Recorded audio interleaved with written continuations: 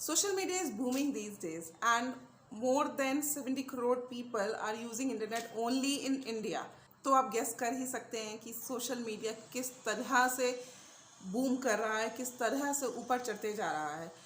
पर जैसे जैसे ये सोशल मीडिया प्लेटफॉर्म्स और सोशल मीडिया कंपनीज और सोशल मीडिया आगे बढ़ रहे हैं, उसी तरह से उसके साथ साथ बहुत सारी नेगेटिविटी भी आते जा रही है।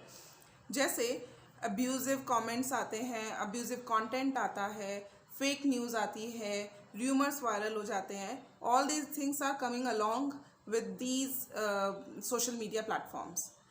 So to avoid this toxic environment of social media, our Indian government has issued some guidelines yesterday.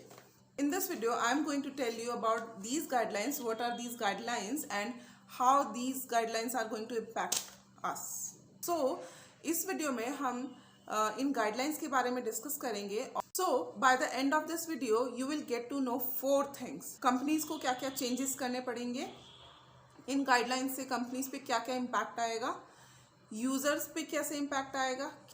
Third is users को क्या बेनिफिट मिलने वाले हैं। फोर्थ इज इन कंपनीज की यूजर्स की तरफ क्या रिस्पॉन्सिबिलिटीज रहेंगी और क्या जवाबदेही रहेगी। तो इस वीडियो को लास्ट तक ज़रूर देखें। हम इन 4 क्वेश्चंस के आंसर्स हम इस वीडियो के थ्रू ढूंढने वाले हैं। Hello everyone, hi, I am Swati Singla and welcome to my channel. So without any delay let's get started about these guidelines. So government has issued some guidelines which are divided into 2 categories. One is for social media technology companies and second is social media platforms or OTT platforms. So we'll discuss both of these categories one by one. So if we talk about the first category, that is social media technology companies, which includes Facebook, Instagram, WhatsApp, Twitter, etc. So there are some guidelines for these companies. Let's see what are these guidelines. Number 1 guideline is that these companies must work or operate according to the Indian Constitution and laws. That means companies have to work according to the rules of Indian Constitution. ये जो guideline है ये based है recent incidents पे, जब Capitol Hill पर इन companies ने action लिया था।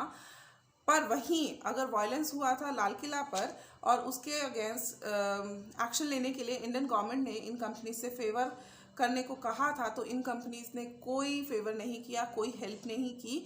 तो इसी पे बेस्ड ये गाइडलाइन बनाई गई है।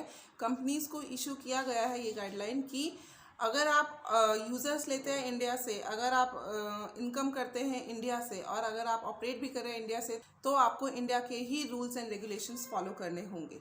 जब सब कुछ इंडिया से हो रहा है तो रूल्स रेगुलेशंस क्यों नहीं फॉलो होंगे इंडिया के। Based on this first guideline has been issued by our Indian government.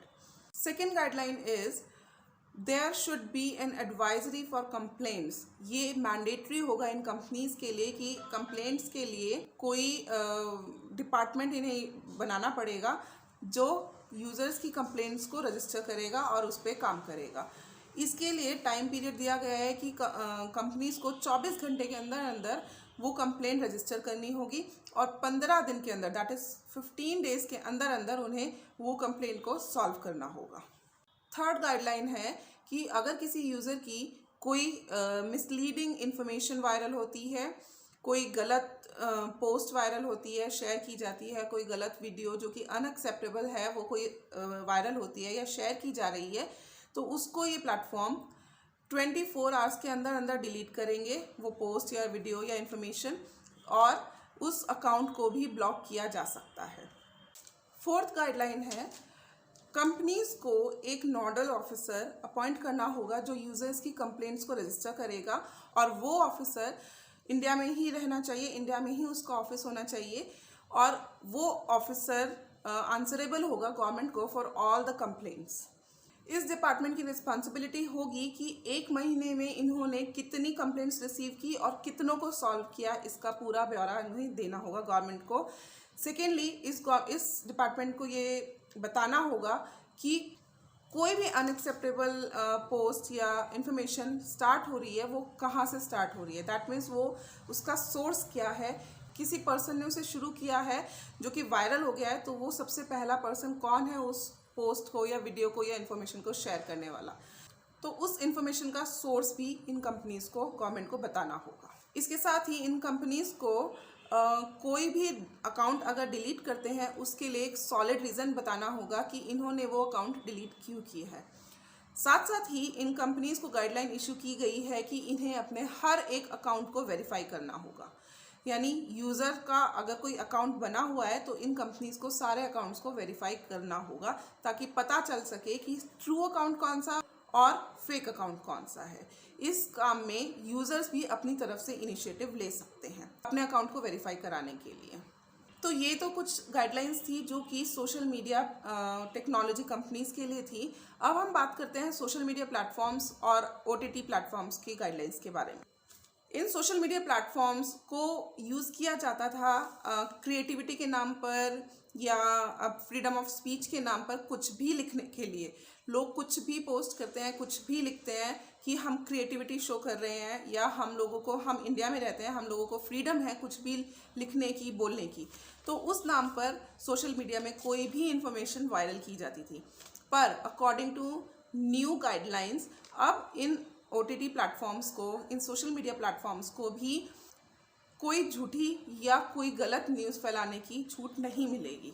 यानी उन पर भी रिस्ट्रिक्शन है, उन्हें भी पहले अपनी इन्फॉर्मेशन को वेरीफाई करना होगा, इन्फॉर्मेशन को चेक करना होगा। अगर वो फॉल्स है, फेक है, तो ये प्लेटफॉर्म्स उन इन्फॉर्मेशन को वायरल नहीं कर सकते।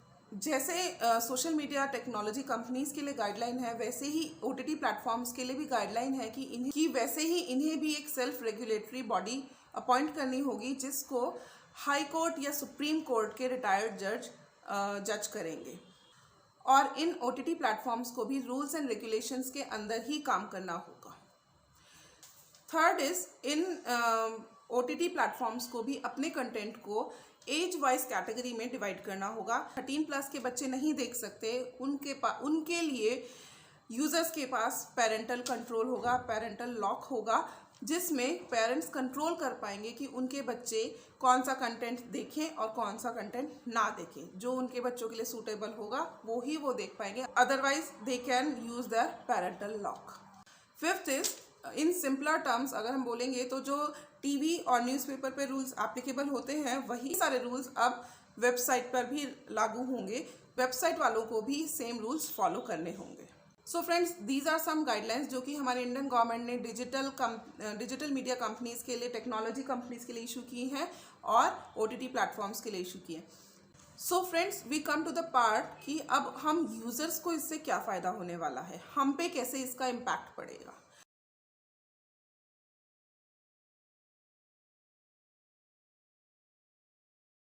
तो फ्रेंड्स, ये सब फ़ायदे मेरे पर्सनल ओपिनियन के अकॉर्डिंग है। हो सकता है आप डिफ़र करते हो सकता है आप अग्री करते हो, लेकिन ये जो मैंने सब लास्ट के पॉइंट्स बताए हैं ये अकॉर्डिंग टू मी, ये मेरा ओपिनियन है पर्सनल।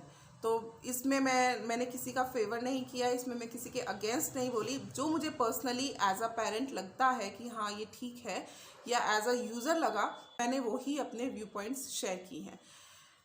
आपके क्या व्यू पॉइंट्स हैं, आपके क्या ओपिनियंस हैं, आप मुझे कमेंट बॉक्स में कमेंट करके ज़रूर बताइएगा। आप इस रूल्स और इन गाइडलाइंस के बारे में क्या सोचते हैं, इनको कैसे अडेप्ट कर रहे हैं, इनको कैसे ले रहे हैं, एक्सेप्ट कर रहे हैं। आप मुझे अपने सभी ओपिनियंस के बारे में कमेंट सेक्शन में कमेंट करके ज़रूर बताइएगा। तो फ्रेंड्स, आज के लिए इतना ही, और ये थी कुछ गाइडलाइंस जो कि हमारी इंडियन गवर्नमेंट ने इशू की हैं और towards reducing the toxic environment of social media platform. So that is it for today. I'll see you again in some next video. Till then, namaste.